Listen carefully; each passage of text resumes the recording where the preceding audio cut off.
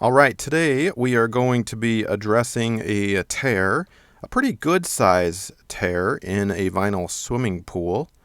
You can see right there. Now, I've already fixed this and applied what I think is a pretty exceptional fix. Very sturdy and very easy, very inexpensive. I got some outdoor adhesive, and of course I'll put supplies and everything that you see here in the description below. But this stuff is a generic outdoor adhesive.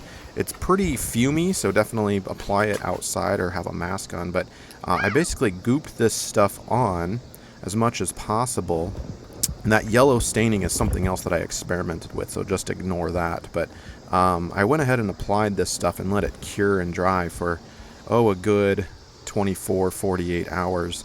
And it is solid if you and this is how I applied it. I just took a little piece of wood and scraped some on there and applied it quite liberally, and it dries to like a hard plastic that seems to be flexible. And I've actually filled this baby up.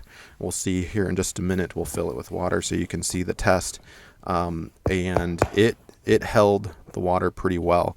Now, you could go with the vinyl patches that are included perhaps in your swimming pool. I've done that in a different video, and that worked well for like a puncture.